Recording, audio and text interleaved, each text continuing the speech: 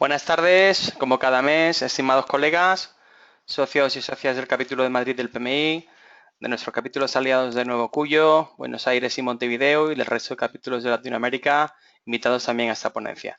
Soy Rafa Pagán, voluntario del área de webinars y junto con mis compañeros del área, Juan Serret, Paco Marín y Miguel Navarro, esta tarde tenemos el placer de presentaros la interesante ponencia de nuestro compañero Iván Samuel Tejera, Gestión ágil de proyectos en administraciones y organizaciones tradicionales. Agradecemos a Iván su magnífica disponibilidad y que haya querido compartir su experiencia y conocimiento con nosotros y, por supuesto, agradecemos también vuestra colaboración e interés en el webinar a quienes os habéis inscrito. Somos hoy 200 inscritos a la ponencia desde diferentes países, un enorme éxito de audiencia que vamos consiguiendo todos los meses. En este webinar, Iván nos presenta un marco de trabajo en el que en empresas y administraciones encorsetadas durante años en la gestión de proyectos bajo metodologías predictivas, introducir la gestión bajo metodologías de tipo adaptativas se convierte en todo un reto. El objeto de la ponencia es poder ayudar a otros directores de proyecto a afrontar con garantías el reto de introducir la agilidad en las organizaciones tradicionales. Nuestro ponente, Iván Samuel Tejera, es ingeniero de telecomunicaciones certificado PMP, PSMI nivel 1, PMI ACP y Master Executive in Project Management. Y cuenta además con más de 15 años en experiencia profesional dirigiendo proyectos tecnológicos e impartiendo docencia sobre esta materia. Es miembro del capítulo PMI de Madrid y gerente de la empresa IT Proyectus, especializada en consultoría y formación en dirección de proyectos. A lo largo de los últimos años se ha especializado en la implantación de oficinas de gestión de proyectos y en la definición de metodología de dirección de proyectos basadas en estándares y best practices internacionales. Para terminar, comentaros que la asistencia a este webinar supone la obtención de una PDU, estando el reporte de dicha PDU conseguida bajo la responsabilidad de cada participante. Os llegará un email con las instrucciones necesarias para el reporte de dicha PDU y con su código correspondiente. Podéis durante el webinar dejar vuestras preguntas en el panel para que Iván responda a las cuestiones planteadas. En breve tendréis también disponible la grabación del webinar en nuestro canal de YouTube al que podéis acceder también desde la web del capítulo. Ya sin más dilación, os dejo con Iván Samuel Tejera y su ponencia Gestión ágil de proyectos en administraciones y organizaciones tradicionales. Iván, cuando quieras. Muchas gracias, Rafa. Buenos días o buenas tardes a todos los asistentes. ¿Vale? Agradecer en primer lugar al capítulo PMI Madrid la oportunidad que nos brinda de poder estar esta tarde con todos vosotros. ¿Vale? Y como bien ha dicho Rafa, el objetivo de esta charla es presentar el webinar titulado Gestión ágil de proyectos en organizaciones tradicionales. Vale, como bien ha dicho Rafa, mi nombre es Iván Tejera, soy ingeniero de Teleco, tengo este Master Executive en Project Management por la Universidad de Valencia y desde hace 2 años soy gerente de la empresa IT Proyectus, empresa especializada en consultoría, formación y dirección de proyectos. Durante los últimos 15 años he participado, tengo experiencia ejecutando y dirigiendo proyectos de TI en importantes empresas del sector de las TIC principalmente, ¿no? El objetivo de la charla que queremos plantear hoy, ¿vale?, es hablar sobre cómo llevar a cabo la gestión ágil de proyectos en organizaciones tradicionales. Para ello he estructurado lo que es la presentación en 4 partes. Inicialmente explicaré qué entendemos por una organización tradicional, a qué nos referimos. Luego entraré un poquito en detalle, aunque entiendo que la mayoría de los asistentes ya conocéis en qué consiste lo que es la gestión ágil de proyectos. Sí que creo que es interesante resumir un poquito cuáles son los conceptos, los principios y los valores que hay detrás de estas metodologías para finalmente poder hacer hincapié en una serie de recomendaciones, ¿vale?, basadas en nuestra experiencia de cómo pasar de una gestión tradicional de proyectos a una gestión ágil. ¿Vale? Para ello, sin más, vamos a empezar explicando qué entendemos por una organización tradicional.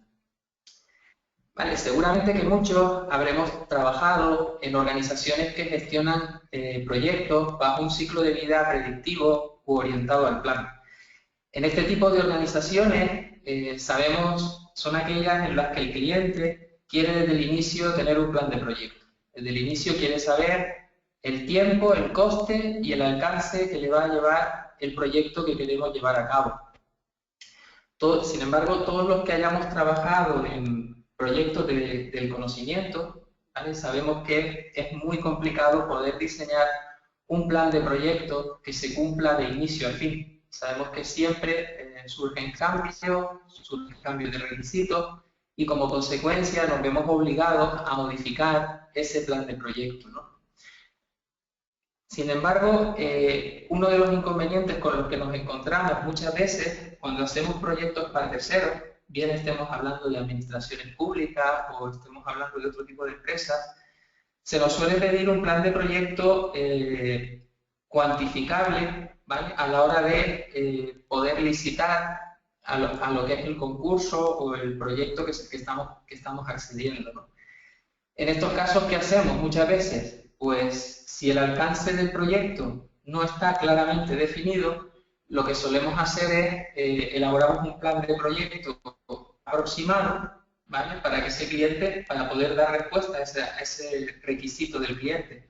Sin embargo, muchas veces lo que hacemos es incluir unas reservas de contingencia y unas reservas de gestión, ¿vale? Que lo que hacemos de alguna manera es subir un poquito el precio ante la incertidumbre que nos supone el proyecto al que estamos accediendo, ¿no? El producto que pretendemos desarrollar para ese cliente, ¿vale? Incluso con el problema añadido de que muchas veces en este tipo de contratos o de proyectos que hacemos con los clientes, el alcance está predefinido y cualquier cambio que hay que realizar a dicho alcance, pues nos supone una negociación con el cliente, ¿vale? Que no siempre es todo lo flexible o todo lo fácil de aplicar que queramos, ¿no? Que nos encontramos muchas veces cuando accedemos a un pliego, a los pliegos técnicos o administrativos de un concurso público, por ejemplo, son pliegos de este tipo, ¿no? Son pliegos donde ya de antemano el cliente nos está estableciendo una metodología, como puede ser la metodología métrica 3 para desarrollar productos de software, que es una metodología predictiva donde sabemos que tiene pues un análisis, un diseño, una codificación, una implantación y unas pruebas de aceptación.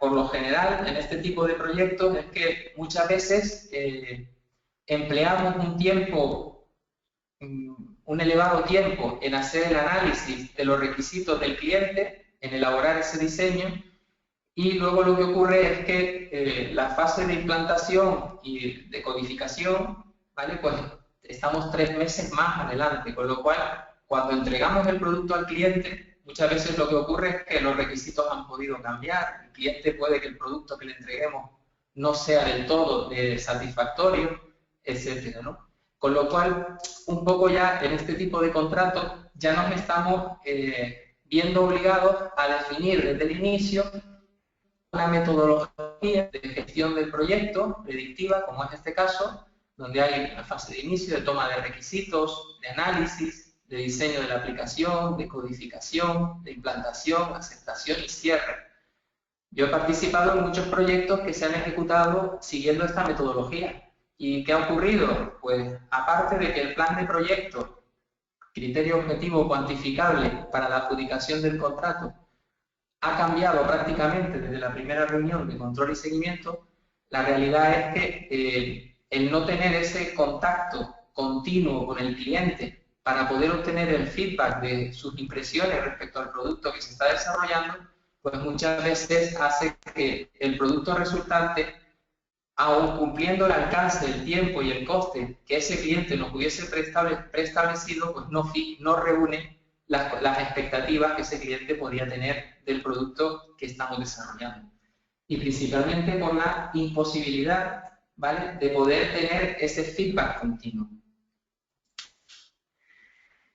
Vamos a hablar un poquito de los ciclos de vida predictivos y de tipos de contratos. Los ciclos de vida predictivos ¿vale? Ya sabemos que tenemos un plan de proyecto inicial. Tenemos un plan de proyecto inicial, tenemos unas líneas base de alcance, tiempo y coste establecidas y sabemos que cualquier que haya que llevar a cabo en el contrato, pues va a requerir, en el proyecto, va a requerir de una solicitud de cambio que ha de ser sometida a ese comité de control integrado de cambio, ¿vale? Y de ahí pues, podrá ser aprobada para su posterior implementación en lo que es el proyecto. Existe un director de proyecto que es el que se va a encargar de hacer el control y seguimiento de los trabajos conforme al plan de proyecto que haya sido establecido inicialmente. Y uno de los problemas con los que yo me he solido encontrar en este tipo de contratos es que se suelen utilizar contratos de precio fijo cerrado. Como todos sabemos, en este tipo de contratos el riesgo quien lo asume es el vendedor. Y este riesgo pasa porque el alcance esté bien definido. Muchas veces, por necesidad, participamos en este tipo de proyectos y luego resulta que nos encontramos con que el alcance no está bien definido, con lo cual cualquier sobrecoste en el desarrollo del proyecto lo tenemos que asumir nosotros. No solo eso, sino que cualquier cambio que el cliente requiera introducir a lo largo del contrato, pues va a requerir una negociación respecto al alcance, es decir, no va a ser un cambio flexible, ¿vale? Con lo cual, al final, ¿qué ocurre? Que tenemos un alcance preestablecido que vamos ejecutando en función del plan de proyecto inicial, donde los cambios tienen que pasar por un proceso, muchas veces, depende de la burocracia, complejo, y donde al final el riesgo lo está asumiendo el vendedor y no estamos, en muchos casos, aportando todo el valor que se le supone al cliente. ¿Vale? Yo muchas veces, como parte de nuestra actividad formativa, impartimos formación a los alumnos que quieren obtener la certificación PMP. Muchas veces cuando empezamos a tocar lo que es la gestión del valor ganado, pues muy pocos han trabajado en Microsoft Project con estas funcionalidades. ¿Vale? Muy pocos la conocen o muy pocos han trabajado sobre ella. Entonces aquí convendría plantearnos si realmente muchas veces no se aporta valor al cliente cuando desarrollamos funcionalidades que en muchos casos pues, no aportan ese valor esperado, ¿no? Es por este motivo por el que surge la gestión ágil de proyectos, ¿vale? Actualmente existen varias metodologías ágiles de gestión de proyectos, pero básicamente en lo que se basan todas estas metodologías es en realizar un desarrollo iterativo e incremental del producto, servicio o resultado que pretendemos ir con la ejecución del proyecto. Pero además donde los requerimientos y las soluciones evolucionan a través de la colaboración de equipos multifuncionales y autoorganizados. ¿Vale? Es decir, ¿en qué consiste?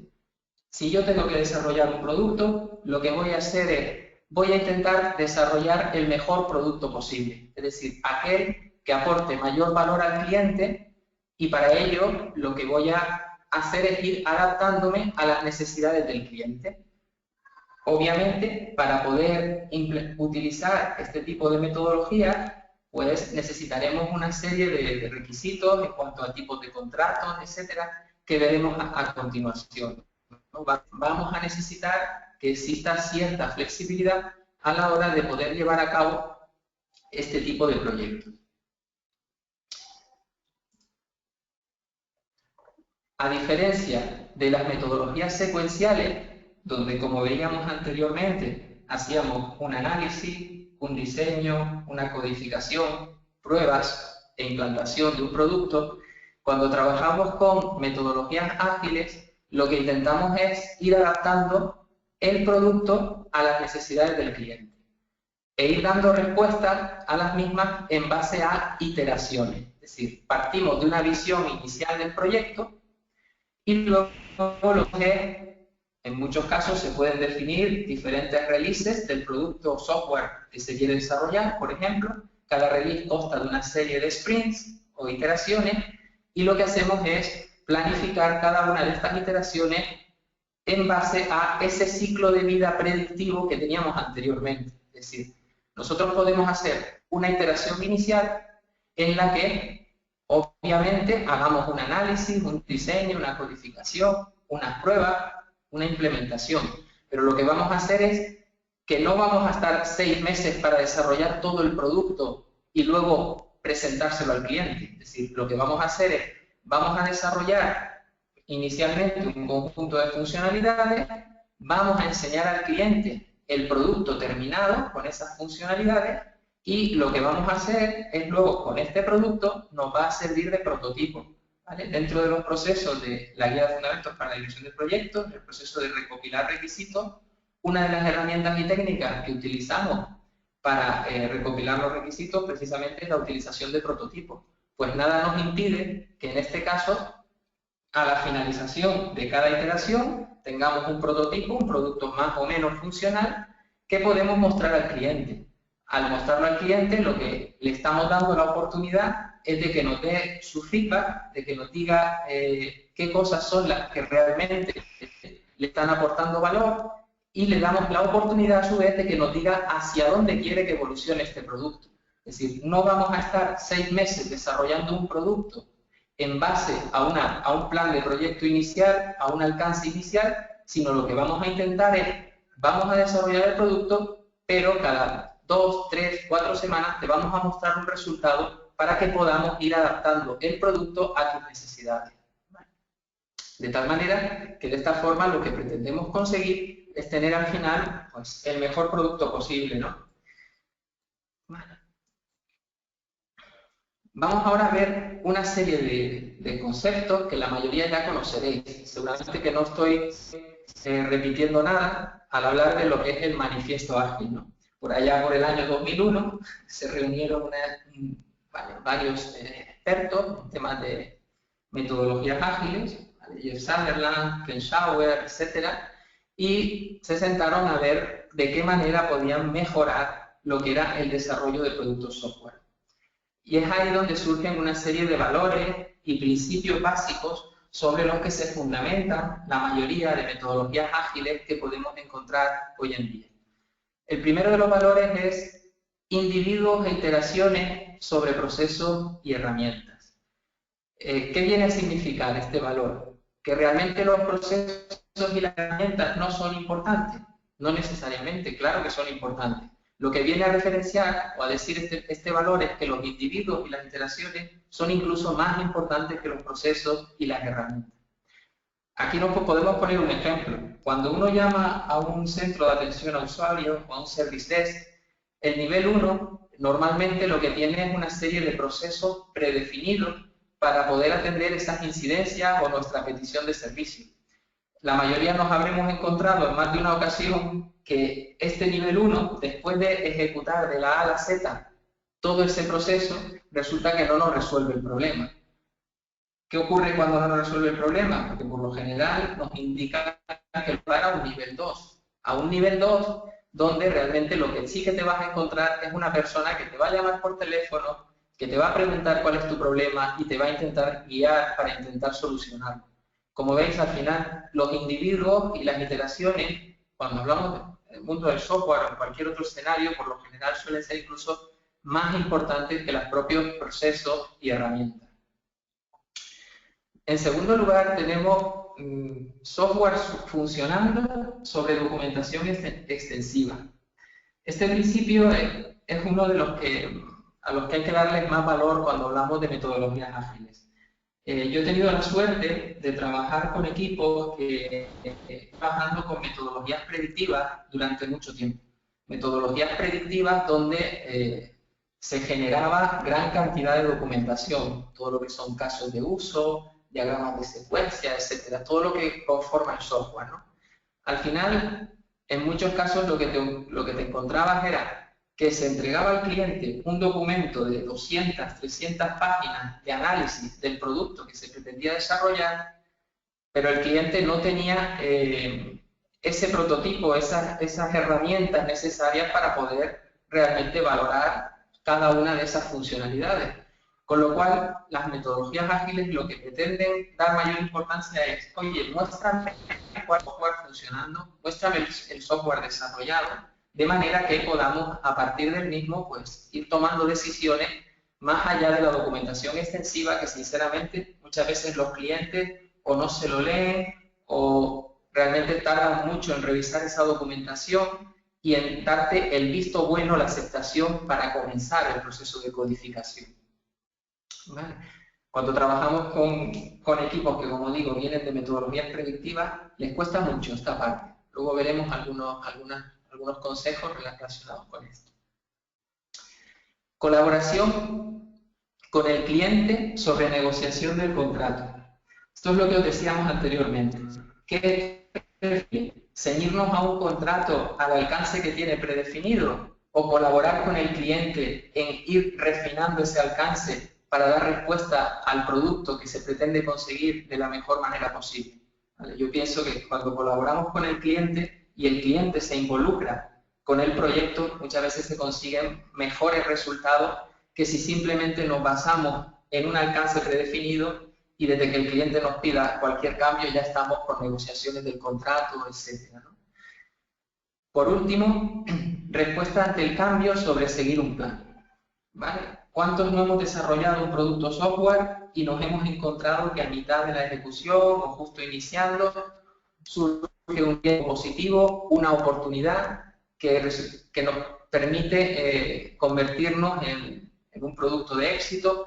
¿Vale? Si nos acotamos a alcances predefinidos, pues evidentemente vamos a tener muchas más dificultades que si somos capaces de responder al cambio de una manera flexible e inmediata y a corto plazo. Esto es precisamente en lo que se basan las metodologías ágiles. Es decir, hay diferentes puntos de inspección, ya veremos lo que son las reuniones de planificación del sprint o las reuniones de demostración de un sprint, donde vamos a tener la oportunidad de responder a ese cambio a corto plazo y de manera muy inmediata.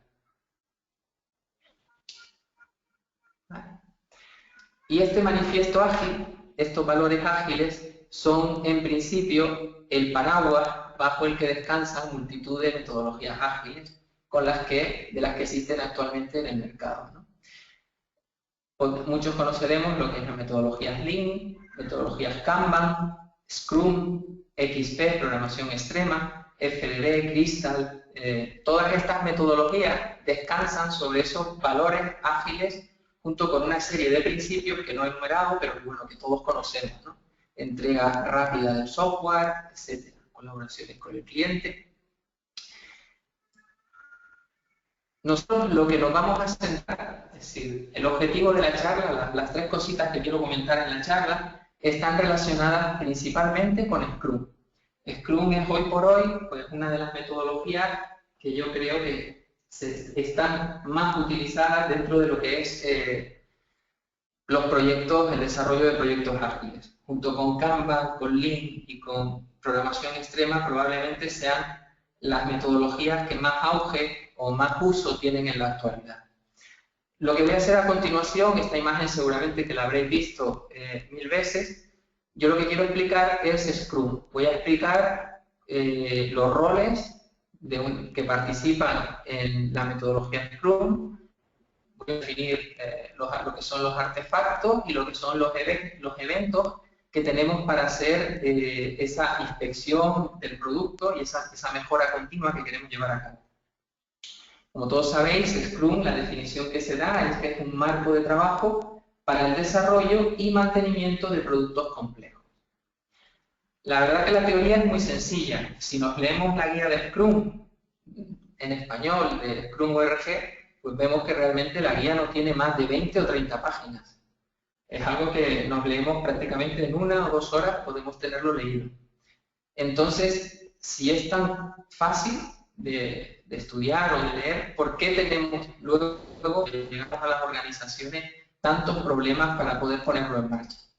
Mi objeto con esta presentación es comentar precisamente cada uno de los obstáculos o de las barreras que nos hemos encontrado muchas veces a la hora de intentar aplicar esto y la manera en la que lo hemos resuelto. En Scrum, todo parte de existe un dueño de producto que para nosotros es un cliente. Alguien me comentó en su momento que cuando se utilizaron los nombres de Scrum Master, Sprint Backlog, Product Owner, todos estos nombres se introdujeron para introducir algo diferente, que se entendiese que esto era algo diferente a la gestión de proyectos tradicionales. No hay duda de que se ha conseguido. No obstante, yo en muchos clientes, y después de hablarlo con muchos compañeros, en muchas ocasiones intentamos prescindir de ciertos términos y llevarlo a un lenguaje más cercano, ¿no? Que se pueda entender de una manera más sencilla. El dueño del producto, en este caso, no es más que el cliente, ¿vale? Es el cliente, bien un representante de diferentes usuarios finales, ¿vale? Que es la persona que al final se va a encargar de dirigir lo que es el trabajo del producto, es decir, se va a encargar de ir dirigiendo lo que es el alcance de ese producto que se pretende desarrollar. Va a identificar cuáles son los requisitos, los va a priorizar, nos va a proveer aclaraciones sobre cada uno de estos requisitos, ¿vale? Es en lo que se conoce como el Product Backlog o lista de productos, ¿vale? Es uno de los artefactos que se utilizan en Scrum. A partir de este Product Backlog, lo siguiente que tenemos que hacer es, una vez que el cliente nos ha mostrado cuáles son las funcionalidades, lo siguiente que se hace es la reunión de planificación del sprint. En esta reunión, lo que vamos a hacer, entendemos un sprint por un marco de trabajo de entre 1 y 4 semanas. Es el tiempo que se suele estimar. 2 semanas suele ser lo habitual, pero sin embargo, en muchos casos y en muchos equipos veremos como 3 semanas son incluso más convenientes. En la reunión de planificación del sprint, en esta reunión lo que se hace es de toda la lista de requisitos que nos ha marcado el cliente, el equipo de desarrollo va a decir, pues de todo lo que nos has priorizado, pensamos que somos capaces de hacerte estas 3 funcionalidades que tú nos habías planteado. Muchas veces a estas funcionalidades la podéis llamar casos, historias de usuario o algo, ¿vale?, un poquito más simple que lo que podría ser un caso de uso, ¿vale? Pero bueno, yo en principio prefiero utilizar la palabra de requisitos o funcionalidades. A partir de esta planificación se obtiene una planificación del sprint, donde el equipo de desarrollo está comprometido en un marco de tiempo de entre 1 y 4 semanas a trabajar sobre lo que se ha priorizado por parte del cliente y a lo que el equipo se ha comprometido. Durante estas 4 semanas, obviamente, se continúa desarrollando el trabajo, incluso se puede preguntar al cliente sobre una determinada funcionalidad que nos aclare la misma. Además, surge el tercer rol, no lo he comentado hasta ahora, de la metodología de Scrum, ¿no? Como es el Scrum Master. Mucha gente identifica el Scrum Master con el jefe de proyecto. Evidentemente, ¿vale?, el símil no es del todo correcto, ¿vale? Ya veremos luego que sí, que hay una fase donde sí puede ser correcto, pero realmente un Scrum Master y un jefe de proyecto son roles diferentes con características diferentes. Aunque luego en la práctica llamemos a un jefe de proyecto Scrum Master, ¿vale? Durante el tiempo que dura el sprint, diariamente el equipo se va a reunir. El equipo se va a reunir y van a intentar evaluar o contrastar el trabajo que se está realizando y los problemas que están surgiendo para llevarlo a cabo. Para finalmente tener al final del sprint un incremento de producto. Es decir, si hemos decidido que al final del sprint vamos a tener, por ejemplo, la funcionalidad de login implementada, pues al final ese será nuestro incremento de producto y es lo que entregaremos al cliente. Revisaremos con el cliente esa funcionalidad e incluso iremos avanzando o preparando próximas funcionalidades para el siguiente sprint o la siguiente iteración que se quiera desarrollar. Como ya habréis podido observar, una de las ventajas de este tipo de metodología es que al final tenemos las lecciones aprendidas de estas 4 semanas, 1 o 4 semanas, las vamos a tener de forma inmediata, con lo cual desde muy temprano vamos a poder tener esa reunión de retrospectiva donde seamos capaces de introducir las mejoras que se requieran en el proceso de desarrollo software, por ejemplo, si estuviéramos desarrollando un producto de desarrollo software. Básicamente, de modo muy somero y muy escueto, esto es lo que se vende con Scrum. Evidentemente, hay muchísimas más cosas ¿vale? Los que seáis certificados PMI-ASP sabéis que, bueno, que hay muchísimo más. Ahí están los story maps, los road maps, etcétera. Muchas más temas que son abordables dentro de lo que es Scrum. ¿Vale? Yo aquí para comentar todos esos temas os invitaría a leer en el último número de la revista Proyectus, pues escribí un artículo sobre gestión de proyectos en startups y hablo un poquito más en detalle de lo que son los story maps, cómo configurar los sprints, las iteraciones, etc. Eso al final os dejaré todos los enlaces a toda esta documentación, ¿vale? Ahora lo que quiero es centrarnos. A partir de este marco que hemos definido, lo que es Scrum, ahora vamos a ir viendo principalmente los roles, vamos a ir viendo los roles del equipo, el Product Owner, el equipo de desarrollo y el Scrum Master, y vamos a ir viendo lo que son la reunión de planificación del sprint, la reunión diaria y la revisión del sprint y retrospectiva. Y lo que intentaré es ir haciendo un símil o una presentación de los problemas que nos hemos encontrado cuando hemos intentado implantar este tipo de metodología en empresas que hasta ahora simplemente habían trabajado con metodología predictiva. ¿Vale? Esto es lo que va a ser la última parte de la presentación, que es de una gestión tradicional a una gestión ágil. ¿Vale? Vamos a empezar, en primer lugar, por lo que os decía anteriormente, el contrato. Tenemos una organización que hasta ahora ha trabajado con contratos de precio fijo cerrado, con metodologías predictivas, y donde ahora se quiere comenzar a trabajar con metodologías ágiles. ¿Vale? Los que conocáis, si nos fijamos en la gestión, en los activos de los procesos de la organización, que se definen en la gestión de las adquisiciones, dentro de la guía de fundamentos de la dirección de proyectos, pues vemos que existen tres tipos de contratos. Tenemos el contrato de precio fijo, contrato de coste reembolsable y contrato por tiempo y material. El contrato de precio fijo, como ya comenté anteriormente, son contratos de precio fijo cerrado, donde el alcance está predefinido y donde nos interesa como vendedores conocer muy bien cuál es el alcance que pretende abordar este proyecto, porque sabemos que cualquier sobrecoste lo vamos a tener que abordar nosotros. Por lo tanto, sabemos que este tipo de contrato no es probablemente el más propicio para aplicar metodologías ágiles. ¿Vale? Todo depende de cómo se negocie con el cliente, porque si estamos aplicando metodologías ágiles, nos estamos adaptando a las necesidades del cliente y cuando termina el proyecto, el cliente nos exige lo que figura en el contrato, pues obviamente pues no tiene mucho sentido lo que hemos intentado realizar, ¿no? Los contratos de coste reembolsable, ¿vale? Ya sabéis que son aquellos en donde hacemos el trabajo y al final se nos reembolsa los costes en que hayamos incurrido. Y luego tenemos los contratos de tiempo y material, que desde mi punto de vista son los que mejor se nos pueden adaptar a la aplicación de metodologías ágiles. De hecho, es el tipo de contrato que se ha aplicado en varios proyectos que en estos últimos 2 años hemos tenido la suerte de poder desarrollar con administraciones públicas y es el primer cambio que nos ha permitido introducir lo que son las metodologías ágiles.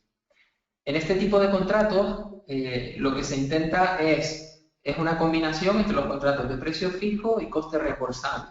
Precio fijo en el sentido de que podemos establecer un precio persona hora, ¿vale? Y reembolsar al vendedor por el número de horas que al final se incurren en uno o 2 sprints. Depende del periodo de facturación, cuánto lo estemos realizando. Si el periodo de facturación es mensual y en el mes hacemos 2 sprints, pues sabemos que bueno, el tiempo que incurramos en esos sprints pues es el que vamos a poder facturar a ese cliente.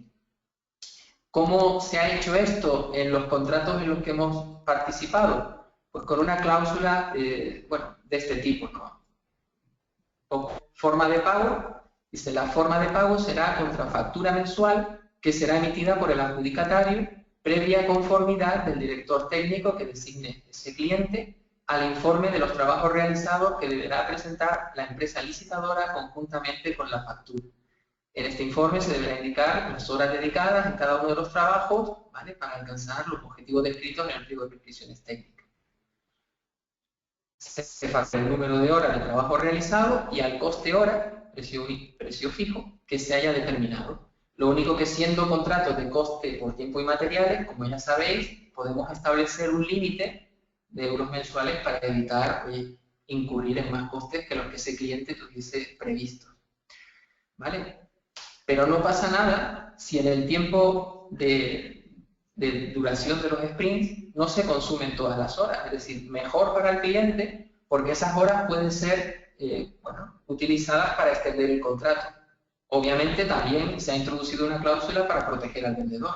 Es decir, únicamente durante el año natural. Es decir, oye, yo te permito que vaya extendiendo el contrato, pero por un tiempo máximo. Pues con este tipo de cláusulas, el cliente ha conseguido que podamos implantar metodologías ágiles, ha establecido un precio unitario, un límite superior y además un tiempo máximo del contrato para favorecer también, en este caso, al vendedor y que no se vean sus recursos comprometidos durante más tiempo del necesario. Por lo tanto, este es el tipo de contrato que nosotros hemos observado que están funcionando, que nos han permitido aplicar este tipo de metodología. Existe otros tipos de contratos, ¿vale? Que se pueden encontrar relacionados con las metodologías, con la implantación de metodologías ágiles. Jeff Sutherland, en 2008, en una presentación que hizo, me imagino que era porque era admirador de Dire Straits, ¿vale? Pero definió un tipo de contrato, Money for Nothing and Change for Free. ¿Vale? En este tipo de contrato, lo que se pretende es, yo voy entregando valor de negocio al cliente y cuando el cliente desee terminar, en el momento que el cliente considera que ya tiene el producto necesario para realizar la actividad para el que fue previsto, pues el cliente podría cortar perfectamente aquí las funcionalidades. En este tipo de contratos se permite, siempre y cuando, obviamente, el cliente colabore en la implantación del producto. ¿Qué ocurre con las actividades o las historias de usuario que no se ejecuten? Pues simplemente que se va a pagar al proveedor, por ejemplo, en este caso, un 20% del valor de este trabajo. Ese es el money for nothing, es decir, te pago por no hacer nada. Y el cambio es gratis, ¿no? Es decir, si el cliente colabora en lo que es la implantación de las metodologías ágiles, entonces vamos a permitirle que pueda realizar cambios al alcance del producto. Change for free. ¿Vale? Este es otro tipo de contrato que, bueno, yo no lo he visto nunca aplicado en ninguna administración, pero sí quería nombrarlo porque es otro de los tipos de contratos que podrían ser aplicables entre todos los que hay definidos para metodologías ágiles. Bien. Ahora lo que vamos a entrar, lo que voy a ir definiendo es los roles. Vamos a ver qué pasa con los diferentes roles de producto en una organización de este tipo. Vamos a empezar con el propietario del producto o product owner.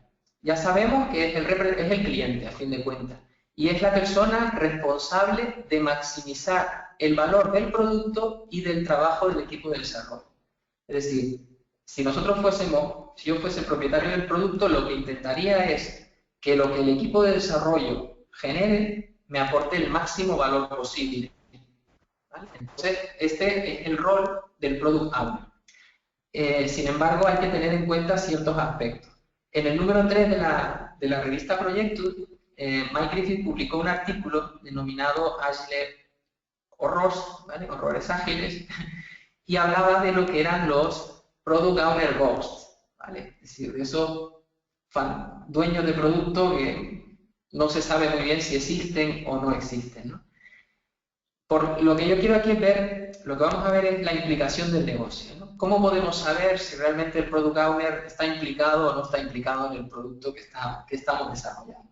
Porque al final es crucial que el cliente se involucre en lo que es el desarrollo del producto. Vamos a ver una implicación del negocio de él. Si vemos que el cliente va dando vaivenes en cuanto a la definición de requisitos, si un día nos dice blanco y al día siguiente nos dice negro, obviamente tenemos un problema. Tenemos un problema porque ese cliente no tiene relativamente claro hacia dónde quiere ir. Si ese Product Owner está ausente, es decir, si cuando intentamos localizarlo en mitad del sprint para que nos aclare una determinada historia de usuario no lo localizamos, si no viene a las reuniones de demo del sprint, si no viene a las reuniones de planificación, pues obviamente estamos en lo que Mike Griffith bien habla del Product Owner Ghost, ¿no? Cambiante.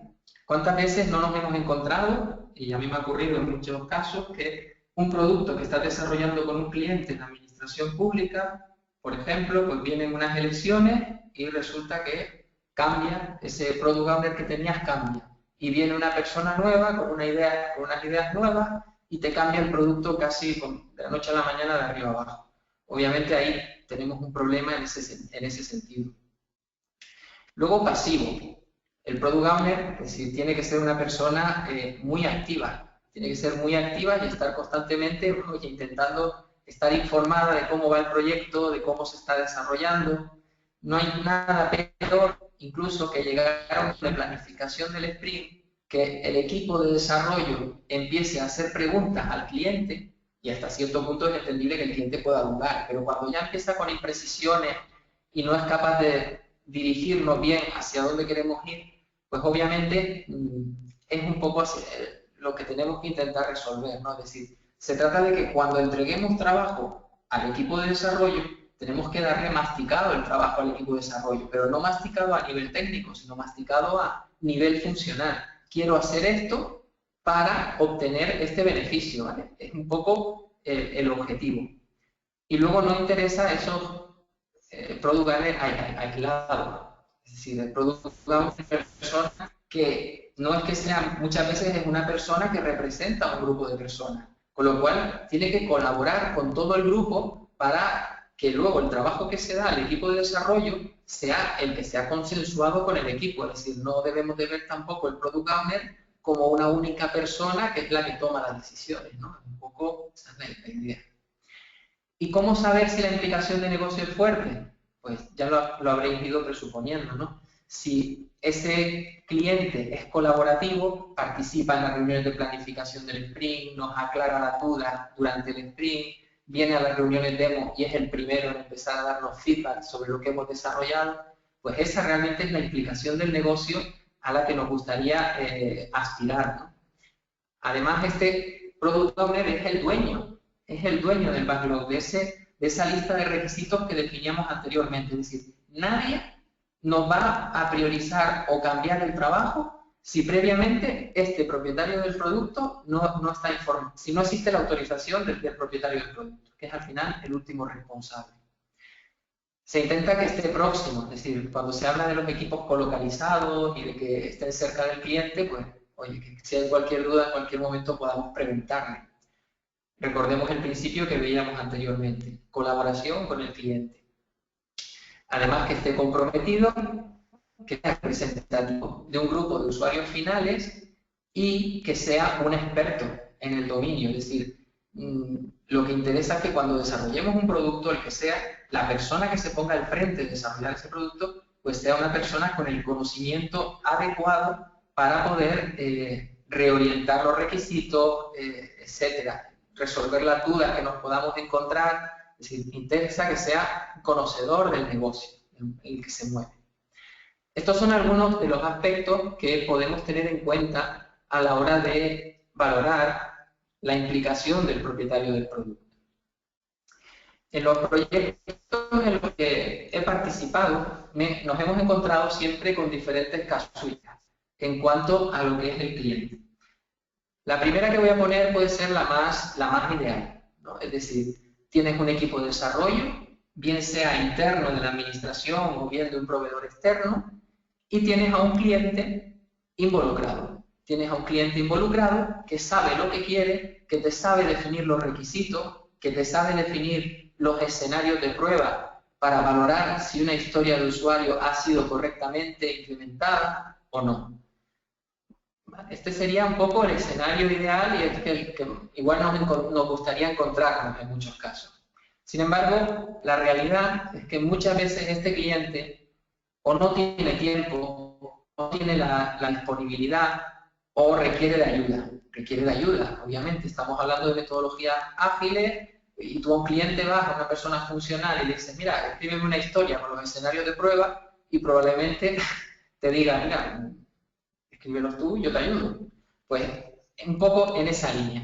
Lo que intentamos aquí es que el cliente es que más o menos va guiando, pero una de las situaciones que yo me he encontrado muchas veces dentro de estas organizaciones es que existe un analista dentro de ese servicio de desarrollo que al final es la persona que se encarga de traducir lo que el cliente quiere en esas funcionalidades, en esos requisitos que luego va a implementar el equipo de desarrollo, ya sea interno o externo. Otra de las situaciones que nos podemos encontrar y que ya no es tan idílica es cuando tienes un equipo de desarrollo interno-externo, tienes un cliente, pero la persona que tiene que actuar como Product Owner es un jefe de proyecto. ¿Vale? Muchas veces las administraciones tienen relaciones de puestos de trabajo, en muchos casos obsoletas, que han de mejorarse. Hay muchas veces puestos de analistas, por ejemplo, que no se cubren. Entonces, ¿qué ocurre? Cuando te encuentras en una situación de este tipo, donde no tienes un analista del servicio informático y sabes que el cliente tampoco va a ser capaz de asumir las riendas, de priorizarte ese backlog de producto, en esos casos, pues muchas veces hay un jefe de proyecto interno que es el que asume ese rol. Pero todos sabemos que un jefe de proyecto no está dedicado a un proyecto, por lo general tiene 6, 7 proyectos. Entonces, bueno, no es la situación más idílica en el sentido de que probablemente a este jefe de proyecto le cueste involucrarse en los diferentes escenarios, ¿vale? En las diferentes casuísticas de cada proyecto, pero bueno, es otra alternativa que en algún caso hemos tenido que recurrir. Y luego existe un caso que, bueno, este no es cuando tienes a un cliente que no tiene ni un jefe de proyecto interno ni un equipo de desarrollo interno. Este caso es quizás de los más complicados de manejar, porque al final te puedes encontrar con un jefe de proyecto contratado de manera externa para gestionar ese proyecto, con un equipo de proyecto de desarrollo de otra empresa también colaborando en la ejecución del proyecto, y al final te ves que el conocimiento está en manos externas. Tanto el conocimiento funcional de la aplicación que se va desarrollando como de la calidad del software queda en manos externas, con lo cual esta no es la situación más deseable para un cliente que subcontrata los conceptos de otra organización y que pretende gestionar con metodologías ágiles un proyecto. Y el último escenario es quizás el más enrevesado, que es cuando nos encontramos con un cliente interno, con un equipo de desarrollo interno y contratando un Product Owner, jefe de proyecto o analista externo para controlar a ese equipo interno. Bueno, no es la situación más propicia, pero el conocimiento sigue estando en casa, aunque el jefe de proyecto sea externo. Estos son un poco los escenarios de diferentes las casuísticas que nos hemos encontrado en determinados proyectos. Lo que sí que es importante, y es lo que acabo de saltar en la presentación siguiente, es que la persona que sea el Product Owner, la persona que vaya a actuar como representante del cliente, ¿vale? Todos sabemos, tiene que ser una persona con dominio del negocio, tiene que tener visión estratégica, tiene que saber hacia dónde dirigir el proyecto, ¿vale? Y obviamente, si os pregunto entre uno y otro, ¿cuál creéis que sería mejor Product Owner? Pues evidentemente la respuesta yo creo que es obvia en este caso, ¿no? Bien. Vamos ahora con la figura del Scrum Master. El Scrum Master es esa persona responsable de asegurar que Scrum es entendido y adoptado de la organización. Sin embargo, es importante destacar que este Scrum Master difiere de lo que es un jefe de proyecto, al que estamos acostumbrados a manejar. Este Scrum Master es la persona que va a actuar, va a estar al servicio del cliente, del dueño del producto, va a estar al servicio del equipo de desarrollo y va a estar al servicio de la organización. De la organización, porque es la persona que va a ayudar a que dicha organización vaya adoptando los principios de Scrum. Es decir, que vaya adaptando su forma de trabajo a una nueva manera de gestionar los proyectos. A su vez, va a estar al servicio del equipo de desarrollo. Es decir, ese Scrum Master del equipo pueda llegar a ser autoorganizado. Ahora veremos en la siguiente slide cómo los equipos van pasando por diferentes fases y el Scrum Master va a ir cambiando un poco su rol, ¿vale? Que eso es una de las cosas que tenemos que cambiar, porque muchas veces las empresas que han estado hasta cierto punto trabajando con un jefe de proyecto, si de la noche a la mañana le dices que ese jefe de proyecto tiene que ser Scrum Master, hay que explicarle bien a esa persona cuál va a ser su cometido en adelante. Es decir, ya no va a estar para tanto dirigir y gestionar tareas, sino va a ser un facilitador, llamémoslo así. Y en cuanto a lo que es el equipo de desarrollo, pues es la persona que se va a encargar, oye, de hagan las reuniones de planificación del sprint, de que se hagan las reuniones demo del sprint, de que se hagan las reuniones de retrospectiva. En cierto sentido, vas a actuar como un coach. Y no menos importante, va a eliminar los impedimentos. Es decir, va a hacer que el equipo de trabajo, el equipo de desarrollo, se concentre en lo que es el desarrollo de las tareas que nos van a permitir alcanzar el producto software y va a ir eliminando cualquier impedimento que surja durante cada uno de los sprints, ¿vale? Lo veremos a continuación.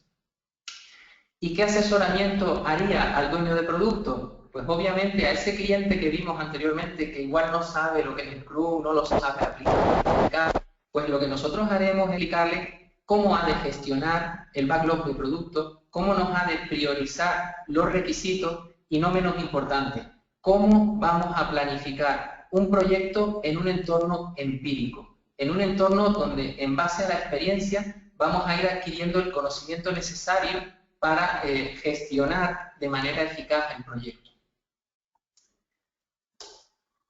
Y pasaremos de tener un líder de proyecto, un jefe de proyecto, como utilizamos, como se denominan los equipos tradicionales, la persona que dirige las tareas, que planifica, que mantiene actualizado ese cronograma de proyecto, que hace la gestión de costes, etc. Vamos a pasar a un líder sirviente o facilitador. Es una persona que va a ayudar al equipo ágil a alcanzar sus objetivos, a aplicar adecuadamente los principios ágiles y, en definitiva, a favorecer que el trabajo se desarrolle en las condiciones más adecuadas para que se cumplan con los requisitos que se determinen. Vamos a ver, los que hayáis leído el proceso de desarrollar los equipos de proyectos dentro de la guía PMBOK, habréis leído lo que es el desarrollo de equipos, lo que es la escalera de Kalman. Es decir, todos conocemos las fases por las que pasa un equipo a lo largo de su desarrollo. Sabemos que hay una fase inicial de formación, ¿vale? Donde los miembros del equipo es cuando las típicas reuniones de lanzamiento de proyectos, donde se presenta a los miembros de los equipos, se definen los roles que cada uno va a asumir en el proyecto. Seguido la fase de formación, entraríamos en una fase de turbulencia. En esta fase sabemos que es cuando los miembros del equipo empiezan a interactuar entre sí para ejecutar el trabajo del proyecto y como consecuencia de lo mismo, pues, bueno, se pueden producir las primeras fricciones, los primeros roces del equipo. Luego hay una fase de normalización. La fase de normalización es cuando en el equipo comenzamos a trabajar de manera coordinada, más o menos, y vamos gestionando lo que es el trabajo. Y luego existe la fase a la cual muchos equipos no llegamos, ¿no? Que es la fase de alto desempeño. Sabemos que cuando llegamos a este punto, tenemos los equipos, estos equipos que son autoorganizados, que prácticamente resuelven los problemas ellos mismos, que se planifican el trabajo. Es decir, estamos a un nivel, se supone, yo he llegado en algún punto a estar en un equipo de este tipo y prácticamente ni necesitamos jefe de proyecto, ni necesitamos prácticamente nadie que nos esté vigilando, porque somos capaces de llevar a cabo el trabajo de forma correcta. Sin embargo, que de todas estas fases siempre hay miembros del equipo que abandonan el barco, digámoslo así, y como consecuencia nos obliga otra vez a empezar en la fase de turbulencia, integrando un nuevo miembro del equipo, etc. Eso es lo que hace tan difícil muchas veces llegar a la fase de desempeño. Y la última fase pues sería la disolución. disolución es simplemente se acaba el proyecto y cada uno por su lado. Vamos a aplicar esta escalera de Tuckman a lo que se conoce como liderazgo situacional de Blanchard y Hersh. Yo voy a poner un ejemplo práctico, basado en la experiencia de cómo yo creo que conseguimos al final ir desarrollando equipos ágiles. Uno de los primeros equipos con los que empecé a trabajar en metodologías ágiles, inicialmente, ¿vale? Durante la formación de ese equipo, tuvimos un sprint. Hicimos una reunión de planificación sprint y en esta reunión un poco ya llevábamos las historias planificadas, priorizadas, ya con el cliente había trabajado toda esa parte. Incluso habíamos estimado el tamaño de cada una de las historias de usuario y bueno, en esa reunión prácticamente llegamos, explicamos un poco lo que eran las metodologías ágiles, habíamos tenido una reunión previa explicando cómo lo íbamos a aplicar y planteamos una serie de historias de usuario y realmente nadie en el equipo objeciones. Prácticamente ninguno de los miembros del equipo puso objeciones a lo que nosotros habíamos más o menos estimado que se podría haber desarrollado durante el sprint. Obviamente, ¿qué pasó al final del sprint? Pues que no se concluyó con todas las historias de usuario, es decir, ni conocíamos la velocidad del equipo todavía, ni sabíamos cuál era su capacidad para realizar el trabajo. Cuando llegó el siguiente sprint, la siguiente reunión de planificación del sprint ya fue diferente. Es decir, ya nosotros planteamos una serie de historias de usuario a realizar o de funcionalidades a realizar a lo largo del sprint y aquí ya los miembros del equipo sí que empezaron a discutir. Es decir, aquí ya sí que empecé a levantar la mano y a decir, oye, no, mira, que esto no es exactamente, no tenemos capacidad para hacer tanto trabajo, o esto sí, o esto no. Es decir, un poco empezaron a opinar, pero aún no tomaban decisiones. No al tercero, porque el tercero y cuarto todavía sí que estábamos en estas dos fases, pero ya al quinto sprint, ya un poco las figuras del Scrum Master, ese coach, ese entrenador que yo había sido hasta ese momento, pues pasé prácticamente a un segundo plano, casi sin quererlo. El propio equipo ya empezaba a priorizar bien las historias de usuario, a hablar con el cliente, a decirle por qué una historia de usuario sí, por qué otra no, los niveles de complejidad, etc. Y siguiendo con esa fase de desarrollo del espíritu del equipo, el último fase es la delegación, ¿no?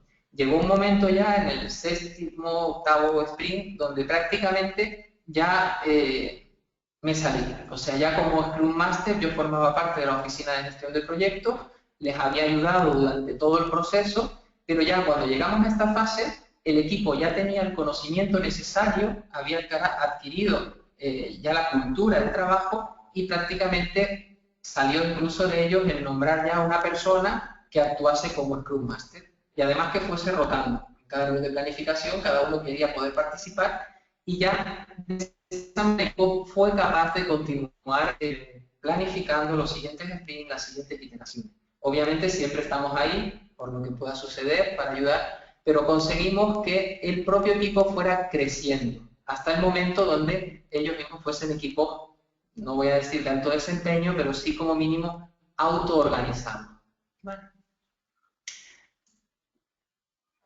Y vamos a ver el tercero de los roles. Ya hemos hablado del cliente, del Scrum Master y vamos a hablar del equipo de desarrollo. Este es uno de los cambios importantes cuando en una organización tradicional les dice que ahora va a haber un equipo de desarrollo donde no van a haber subequipos, todos los perfiles son desarrolladores y donde su trabajo va a ser ejecutar esos incrementos de producto que se planifican al inicio del sprint y donde se ha de cumplir con el concepto determinado.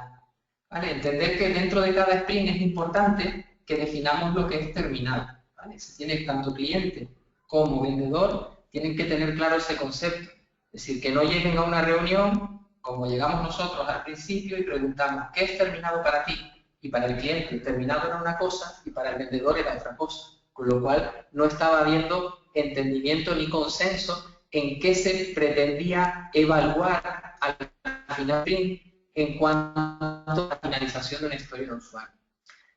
Estos equipos de desarrollo siempre se nos dice que han de ser autoorganizados, que han de ser capaces de tomar por ellos mismos las decisiones. Es lo que acabamos de ver. Al principio, evidentemente, el equipo necesita de cierto liderazgo o dirección hasta que el equipo llegue a ser autoorganizado completamente. Además, estos equipos deberían de ser multifuncionales, entendiendo por multifuncionales, es decir, que si yo quiero desarrollar un producto software, pues si en el equipo tengo a un desarrollador web y no tengo, por ejemplo, a un desarrollador de bases de datos o no tengo a un desarrollador de lógica de negocio, pues evidentemente no voy a ser capaz de entregar toda la funcionalidad que yo necesito. Es decir, cuando se habla de que todos los miembros del equipo son desarrolladores, es el rol que se les da, pero ello no implica que no tenga un equipo multifuncional donde disponga de las habilidades necesarias para poder llevar a cabo el producto que se pretende desarrollar. ¿Vale? Estos equipos de desarrollo, ¿vale? Lo que es, en la guía de Scrum se habla que lo ideal es que haya entre 3 y 9 miembros. ¿Vale? Se supone que más de 9 miembros, como ya sabemos, complica las comunicaciones del proyecto. La fórmula del número de canales, n por n menos 1 dividido entre 2, sabemos que a más de proyecto, mayor complejidad de las comunicaciones. Y menos de 3 miembros, pues sinceramente, mi experiencia es que con equipos de 1 o 2 miembros, aplicar Scrum pues no termina de ser todo lo efectivo que quisiésemos. Probablemente porque el equipo no llegase a ser multifuncional, porque el equipo no, sinceramente, se va a encontrar con multitud de obstáculos dentro del sprint que le va a impedir ser un equipo efectivo. Yo, cuando aplicamos Scrum, lo hemos intentado con dos programadores y más o menos ha funcionado, pero no del todo como nos gustaría. Sin embargo, en un equipo de 6 o 8 personas ha sido todo más rodado, mucho más práctico. Ya para terminar, lo último que voy a explicar son los 3 eventos que se pueden encontrar en la planificación de un sprint, ¿no? Vamos a empezar viendo la reunión de planificación. En esta reunión, el cliente trae todas las funcionalidades que quiere llevar a cabo dentro del sprint del producto. Tiene una lista de funcionalidades y lo que hace es que nos prioriza una lista de historias para llevar a cabo en un sprint de 2 semanas, de 1 semana a 2 semanas. Lo que se hace en esta reunión, siempre hay 2 partes. Una primera parte donde el equipo de desarrollo con el cliente lo que intenta es priorizar qué trabajos se van a llevar a cabo. Se prioriza qué trabajos se van a llevar a cabo e incluso se realiza una estimación de la complejidad de cada una de las historias de usuario. Si conocéis toda la teoría, ¿no?, sobre estimaciones, yo os recomiendo ahí el libro de Mike Cohn, el libro el título lo tenía apuntado por aquí, Agile Estimating and Planning, de Mike Cohn. Es un libro muy útil para todo lo que supone la planificación y estimación de los diferentes sprints. En ese libro se enumera que la primera parte de la reunión, disculpad, es lo que se pretende o lo que se debería hacer es esta planificación, ¿vale? Planificar las historias de usuario e intentar dar una medida de complejidad de cada una de las historias de usuario. Esa medida de complejidad es lo que muchas veces se le llama punto de historia. Un punto de historia no es tiempo, no es lo que nosotros queramos, pero con el objeto de comparar. Si yo digo que una historia de usuario mide 1 punto y luego digo que otra mide 2, pues lo que estoy diciendo es que esta es el doble de compleja que esta. ¿Y en base a qué establezco los puntos de historia? Pues en base a incertidumbre, a esfuerzo y a riesgo. Es decir, en esa primera parte de la reunión es la que nosotros siempre tenemos con el cliente. Cuando hay un proveedor externo, pues tenemos la reunión con el cliente y establecemos esto. Y después de que hemos establecido esto, la segunda parte de la reunión, el equipo de desarrollo lo que debe de indicarnos es qué tareas son necesarias realizar para dar respuesta a cada una de lo que se entiende como terminado para una historia de usuario. Y es aquí cuando se definen las tareas, cuando el equipo de desarrollo esa tarde o al día siguiente puede decir, pues creo que esto me lleva 2 horas, que esto me lleva 4. Es decir, nosotros lo que no hemos hecho en los clientes es obligar a que el cliente tenga que estar las 4 horas de planificación. Simplemente viene una primera, aclara lo que quiere, prioriza con el equipo y luego es el equipo el que por la tarde se encarga, o al día siguiente, se encarga de un poco trabajar delante del tablero e ir definiendo las diferentes tareas de desarrollo, dando una estimación en tiempo de cada una de ellas. Recordemos que al final hay que facturar por tiempo y materiales, con lo cual interesa tener registrado en la herramienta las horas, ¿vale? Porque muchas veces se habla de conceptos por ahí de que, no, es que yo estimo en puntos de historia, no estimo en horas, ¿vale? Pero si es que estás trabajando con un cliente que te paga por horas de facturación, los puntos de historia está bien para hablar con el cliente y que él lo entienda, porque las estimaciones realmente es complicado. Esta segunda fase sí que le toca al equipo de desarrollo un poco profundizar. ¿Qué problemas nos podemos encontrar en la reunión de planificación del sprint? Si no está el equipo de desarrollo, porque es una empresa que viene trabajando con nosotros con metodologías predictivas y resulta que la política de esa empresa está que solo el jefe de proyecto venga a estas reuniones, pues lo que nos ha ocurrido en este tipo de proyectos es que al final muchas no se cumplen con los objetivos del sprint. ¿Y por qué no se cumplen? Porque no existe el compromiso del equipo de desarrollo. No has involucrado al equipo de desarrollo en la definición de los trabajos y en el compromiso, ¿vale? Ausencia del nuevo producto. Si vais a una reunión de planificación de un sprint y el cliente no viene, sino que manda a otra persona, le dice, oye, vete tú a la reunión porque yo no puedo ir, yo recomendaría que canceléis o pospongáis la reunión, ¿vale? Porque este tipo de reuniones, luego lo que suele ocurrir, yo no sé, no entiendo de qué va, tengo que preguntarle a X, ¿vale? Entonces, ese tipo de reuniones, cuando estamos planificando Scrum, no son productivas. Tercer punto. Si vais a una reunión de planificación de un sprint y os encontráis con historias de usuario ambiguas o sin definir, evidentemente esas historias de usuario no son válidas. Es decir, no vale que lleguemos a una reunión y la historia de usuario diga, como cliente quiero mejorar el módulo de contabilidad, punto. No, evidentemente eso es ambiguo, el equipo de desarrollo no va a ser ni lo que tiene que desarrollar ni lo que tiene que mejorar. En estos casos yo recomendaría esa historia de usuario, que ni siquiera es una historia de usuario, podríamos llamarla ética o podríamos llamarla tema, pero no historia de usuario. Yo la cogería, la devolvería a la pila de producto hasta que la misma fuera descompuesta de una mejor forma. Luego la velocidad. Scrum define el concepto de velocidad como la velocidad del equipo. Porque si nos dicen, la velocidad del equipo es 20 puntos de historia, pues significa que podemos incluir dentro del sprint historias de usuario por valor de 20 puntos. ¿Qué ocurre? Cuando empezamos un proyecto, no sabemos la velocidad del equipo.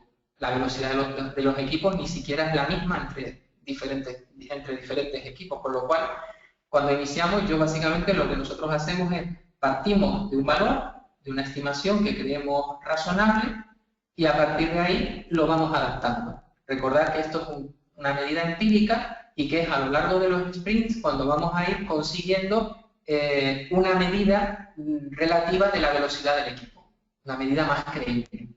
No os preocupéis al principio por X, ya luego al final eso se va a ir adaptando y lo vamos a ir ajustando.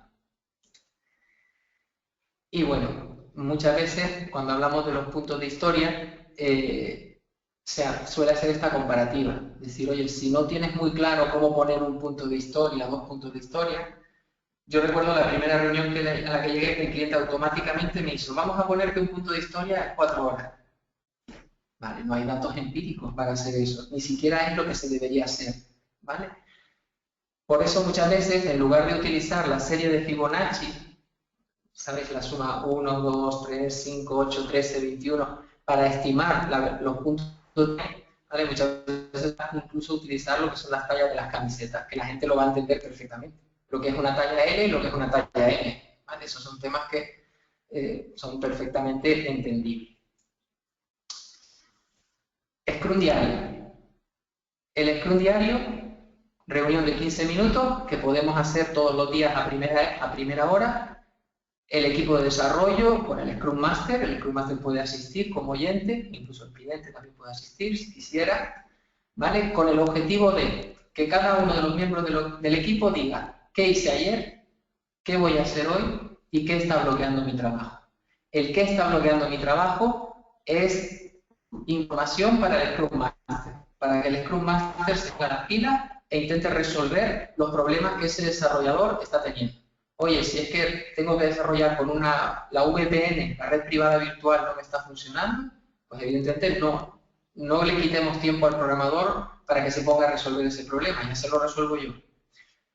Problemas de los Scrum diarios cuando desarrollas un proyecto entre un cliente y un vendedor. Pues muchas veces el cliente no se desplaza, no está en el mismo lugar donde se encuentra el equipo del proyecto, no están colocalizados, con lo cual es difícil poder participar en estas reuniones, bueno, salvo que entres por teléfono y escuches. Nosotros una de las cosas que hacemos muchas veces es poner el Scrum Master de la empresa con el equipo y si hay algún problema, pues automáticamente ese Scrum Master contacta con el cliente, le comunica el problema y se intenta resolver. Nada más respecto a las reuniones de Scrum diario, son reuniones muy sencillas. Por último, las reuniones de revisión del sprint. En este tipo de reuniones, de lo que se trata es de demostrar al cliente el incremento de producto que se ha desarrollado. Se trata de demostrar el trabajo que se ha realizado, el dueño del producto explica qué elementos se han terminado y cuáles no, y el objeto al final de esta reunión es poder tener incluso una lista de productos revisada para su implementación en los siguientes sprints. ¿Vale?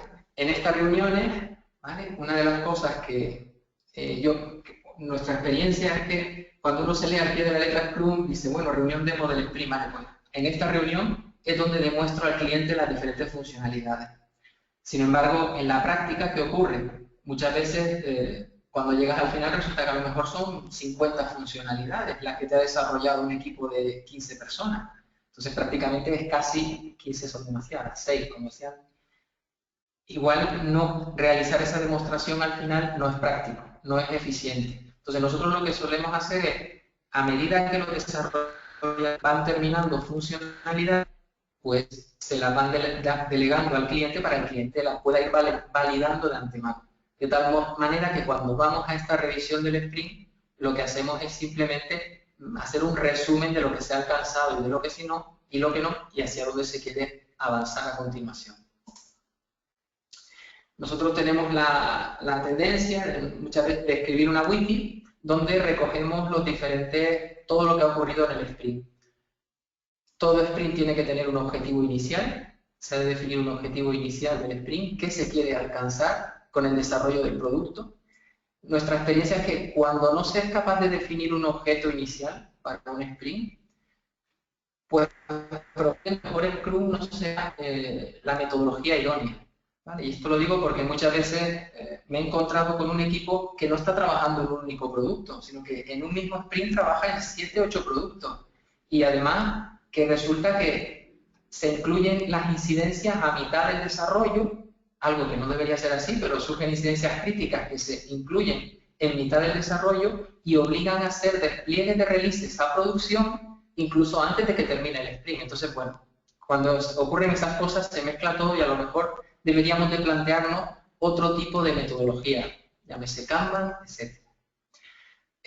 En Backlog recogemos las historias de usuarios que se van a incluir, la velocidad que hemos estimado inicialmente para el equipo, calendario, de qué fecha a qué fecha se va a desarrollar el sprint, quién es el dueño del producto, el equipo de desarrollo, cuál es la capacidad de ese equipo, si tenemos que un poco conocer si va a haber una persona de vacaciones, si va a estar todo el tiempo disponible, al 50%, al 100%, etc. Recogemos la definición de hecho. La definición de hecho es algo que vais a ver con la práctica, que vais a ir mejorando, ¿vale? Sobre todo cuando empecéis a aplicar Scrum, os vais a basar en un incremento determinado, a lo mejor en la funcionalidad. Pero luego vais a querer introducir otras prácticas de calidad del software, como XP Programming, y entonces lo que sí que te vas a encontrar ahí es con, ¿vale? Con la necesidad de introducir el concepto de términos, pues va a tener otras cosas, escribir pruebas unitarias, documentar, etc. Revisión del sprint, velocidad real y observaciones. En observaciones normalmente ponemos los impedimentos, todo lo que ocurre en medio del sprint y que al final son lecciones aprendidas que podemos utilizar en la demo del sprint, en la retrospectiva, perdón. Esto podría, la revisión del sprint que nosotros hacemos, es decir, esta gráfica os la voy a explicar así de forma muy rápida. Tiene el eje vertical derecho, son los puntos, la escala de puntos de historia que se han comprometido para el sprint. La escala del eje vertical izquierdo son las horas que se han estimado para cada una de las historias. Y lo que vamos teniendo aquí es la gráfica ideal de horas y vamos teniendo una gráfica burn up donde vamos viendo los diferentes puntos de historia que vamos quemando a lo largo del sprint, es decir, cada vez que vamos completando una funcionalidad, que se ejecutan todas las tareas de desarrollo relacionadas con la historia del usuario, pues vemos cómo va incrementándose el número de puntos de historia finalizados.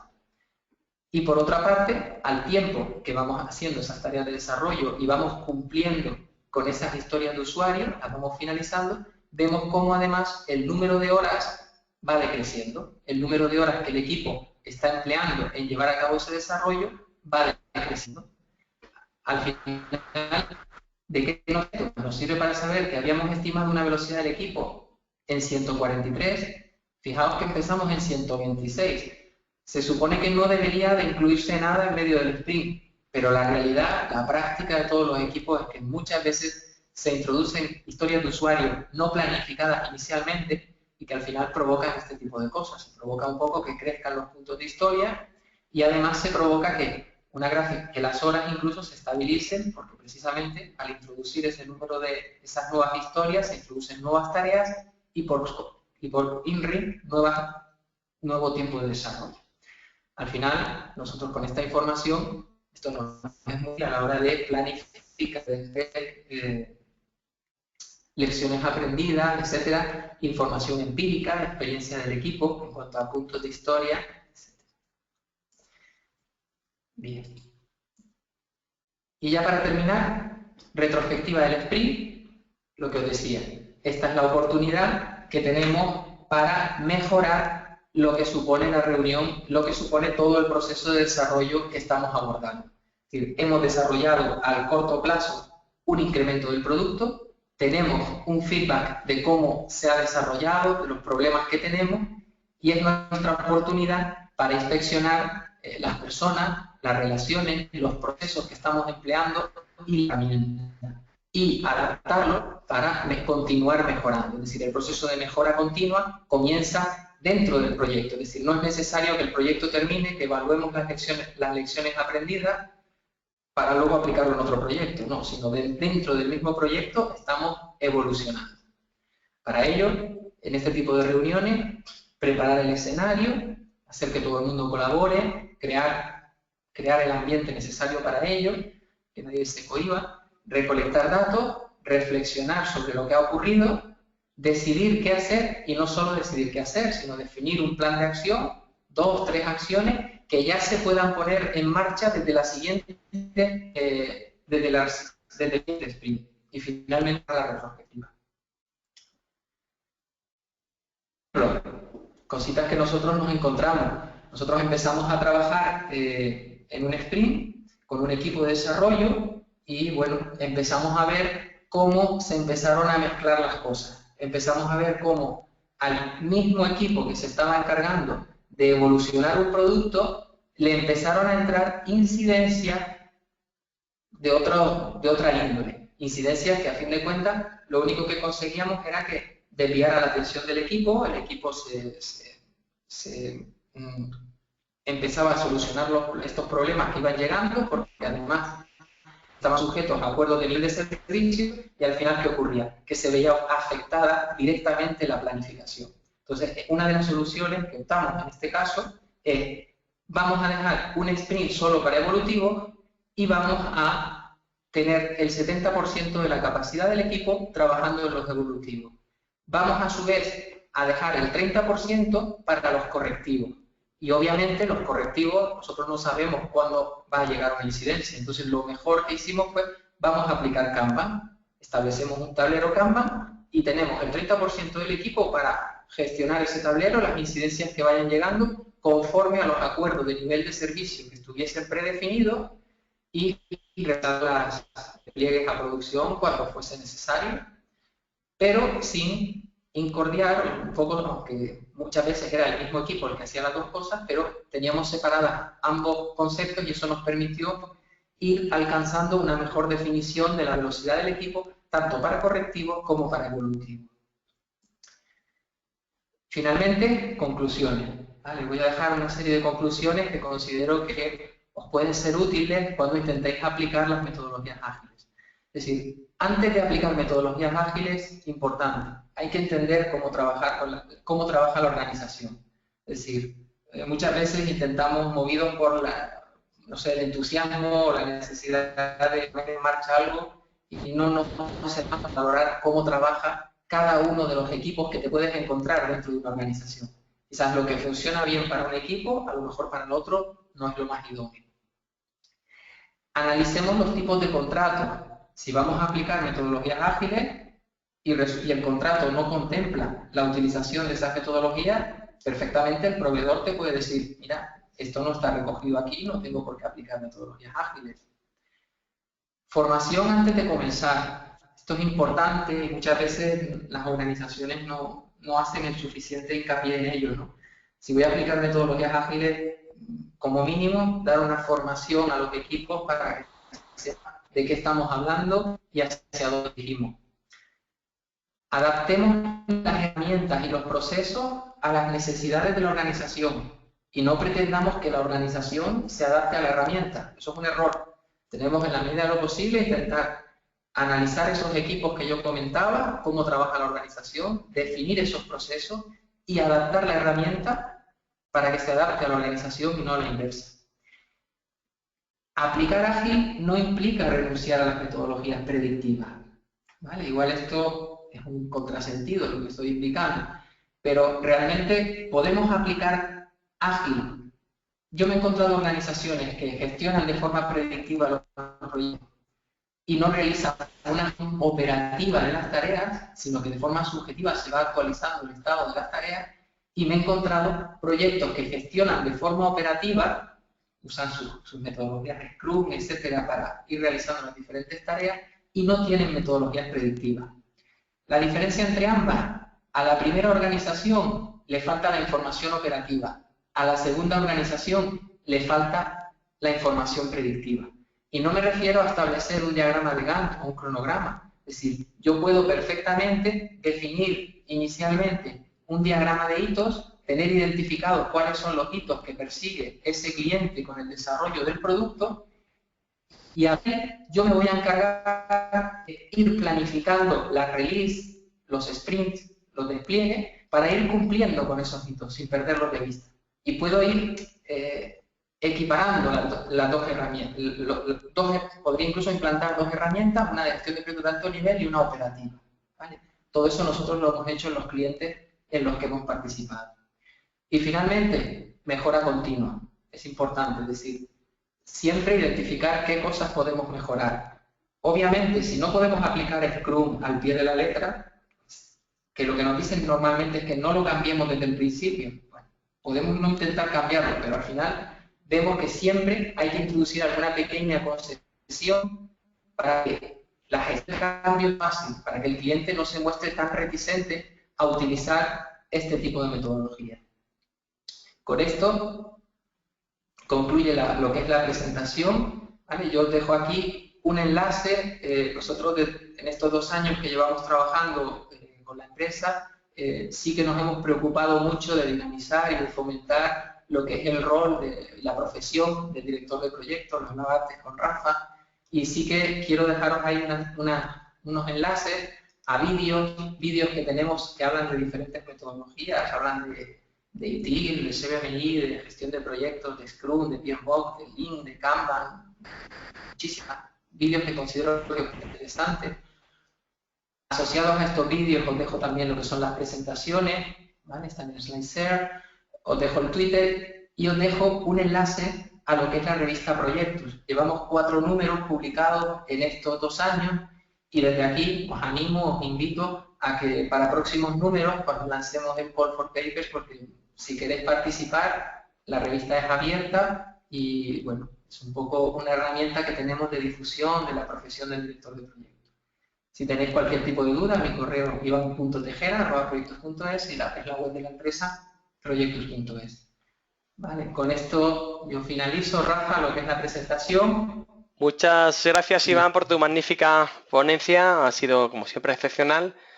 Antes de pasar al turno de preguntas, quisiera aprovechar, como vengo haciendo desde hace algún tiempo, para invitaros no solo a asistir como audiencia, sino también a estos webinars como ponentes.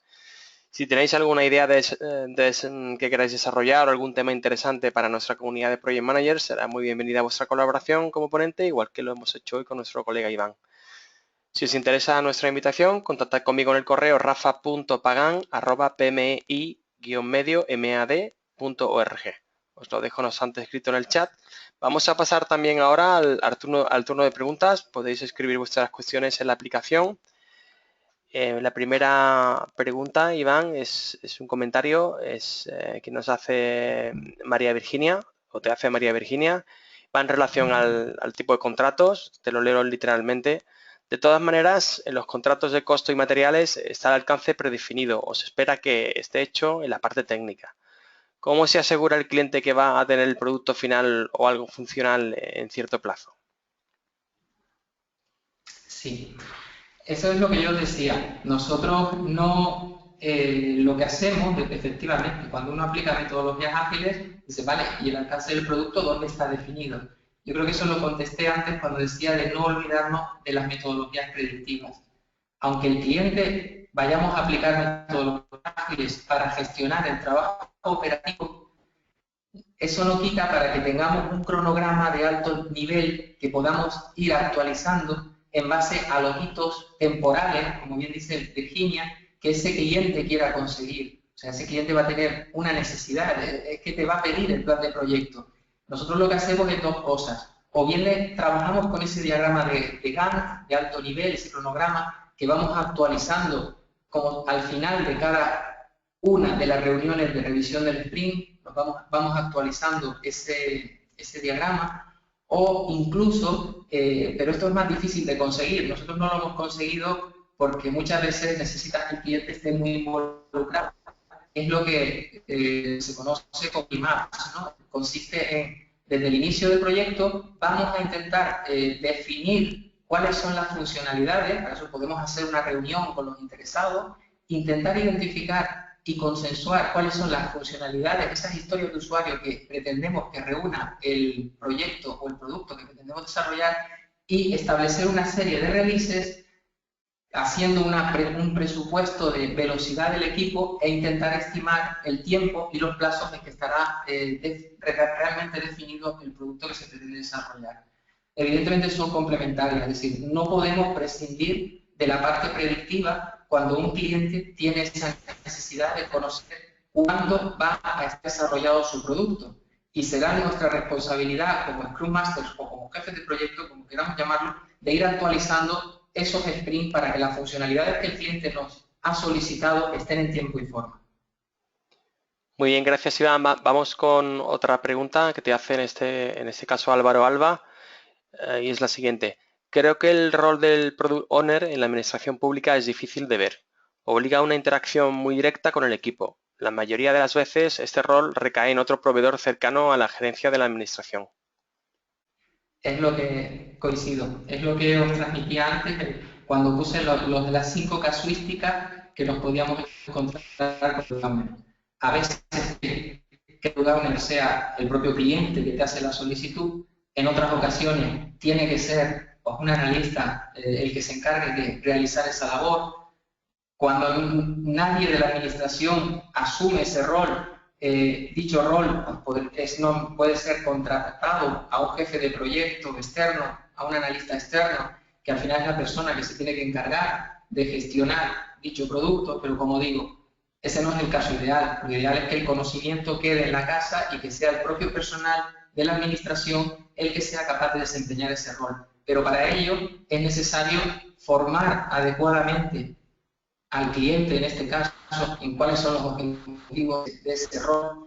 Y como dije, no es fácil, no es fácil porque muchas veces te encuentras con un product owner cambiante, que no se involucra, y entonces cuando llegas a esa situación te tienes que plantear realmente si, oye, ¿puedo aplicar esta metodología? ¿Puedo aplicar esta metodología con este cliente? ¿Vale? Por eso digo que hay que conocer muy bien las características de la organización antes de decidir, oye, qué metodología es la que mejor se va a adaptar.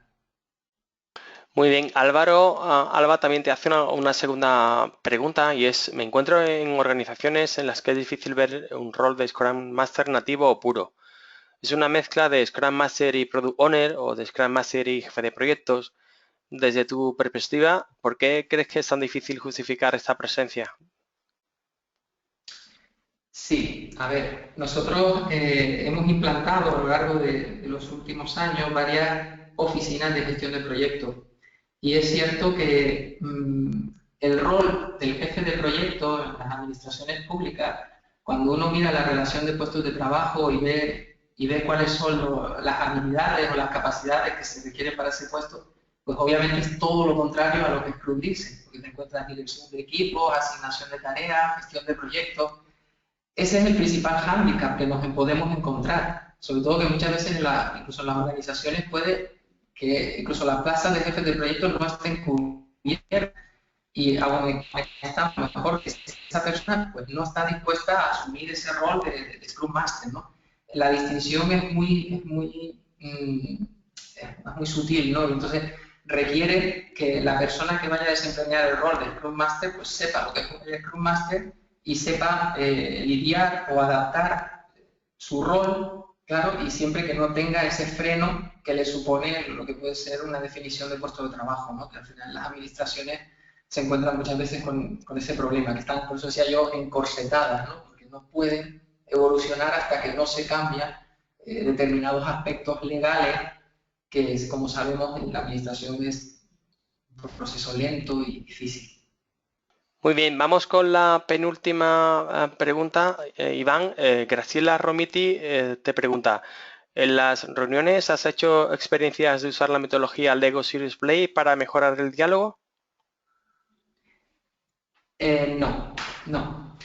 Es un tema que estamos estudiando, que estamos analizando. De hecho, hemos estado viendo de qué manera podemos introducirlo, pero tened en cuenta que, aunque el Lego Serious Play, evidentemente, juega con Lego serio, es decir, yo no puedo llegar a un cliente en la administración y nunca se me ocurriría, de momento no lo he hecho, he introducido un trabajo con Lego, ni tan siquiera, si os dais cuenta, he nombrado lo que es el Planning Pocket, es decir, todas estas cosas, la administración es una cultura, como digo, tradicional, entonces introducir determinados conceptos pueden no ser incluso bien entendidos, ¿no? Pueden ser entendidos como, oye, esto no es serio, ¿no?